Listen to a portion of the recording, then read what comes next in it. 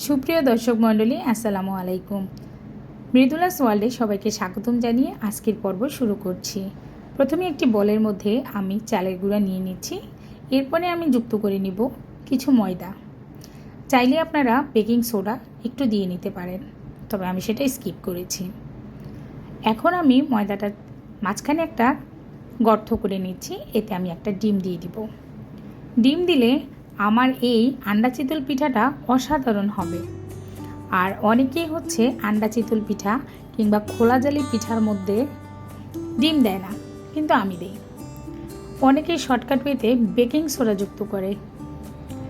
ডিম দিয়ে দেখবেন ভিউয়ার্স, অনেক মজা হয় এবং দুর্দান্ত হয়। লবণ দিয়ে নিব এবং একটু একটু করে আমি এখন পানি যুক্ত করব। আপনারা চাইলে হালকা কুসুম গরম পানিও দিয়ে দেখতে পারেন। তা আমি পানিটা আমার মিডিয়াম নর্মাল লো টেম্পারেচারে রাখা আগে থেকেই ছিল, তো ফিল্টারের পানি ইউজ করছি, কলের পানি দিচ্ছি না। সুন্দর করে আমি এখন মিক্সড করে নিচ্ছি, একটু একটু করে নাড়িয়ে, এবং বারবার একটু একটু করে পানি দিতে হবে। আমাদের যে ডো সেটা কিন্তু বেশি ঘন হবে না, একদম পাতলাও হবে না। এখন আমি চামচ রেখে, বাঙালি মানুষ হাত দিয়ে নাড়াচাড়া শুরু করে দিয়েছি। হাত হচ্ছে সবচেয়ে বড় মেশিন। আপনি হাত দিয়ে যদি প্রপারলি নাড়াচাড়া করেন, অবশ্যই কিন্তু যে কোনো জিনিস একদম মিক্সড হয়ে যাবে। আধা ঘন্টার জন্য রেখে দিয়ে আসছি। এবার ফ্রাই প্যানে একটু লবণ পানি ছিটা দিচ্ছি। এটা এক ধরনের টিপস, জেনে রাখবেন।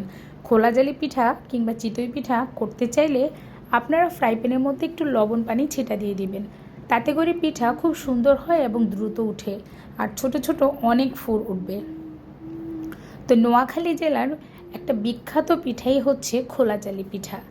যারা শর্টকাট ওয়েতে এরকম নাস্তা খেতে চান কিংবা খোলা জালি পিঠা সকালে খেতে চান, বিকালে নাস্তা হিসেবে গরুর মাংস দিয়ে কিংবা মিষ্টি দিয়ে খেতে চান, তারা এই খোলা জালি পিঠাটা ট্রাই করবেন।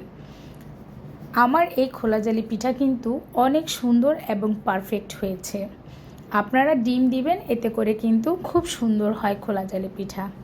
তো এখন একটু মনে হচ্ছিল যে কম কম হয়েছে, তাই চুলাটা বাড়িয়ে দিয়ে ওয়েট করছি। এখন উল্টিয়ে দিব। অনেকগুলো ছিদ্র তৈরি হয়েছে ভিউয়ার্স, দেখতেই পাচ্ছেন, একদম ছোট ছোট গুটি গুটি অনেকগুলো ছিদ্র হয়েছে। আবার একটু ঢাকনা দিয়ে রেখে দিয়েছি অপর পিঠের জন্য।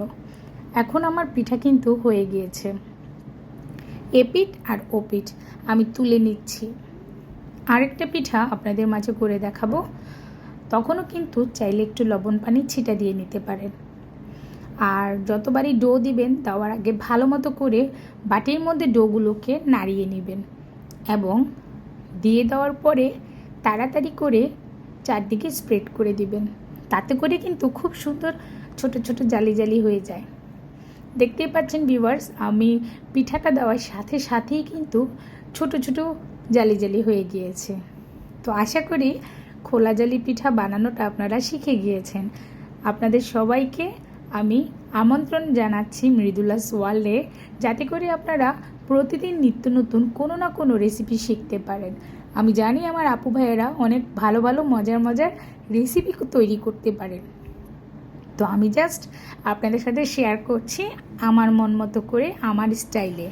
আপনাদের কাছে যদি ভালো লেগে যায়, অবশ্যই আমাকে সাপোর্ট করবেন, ভালোবাসা দিবেন। তো আমার পিঠা কিন্তু রেডি। আপনারা যে কোনো কিছু দিয়ে খেয়ে নিতে পারেন। ভর্তা হলে বেশি মজার হয়। তো আজ এখানেই বিদায় নিচ্ছি। ভালো থাকবেন। আল্লাহ হাফেজ।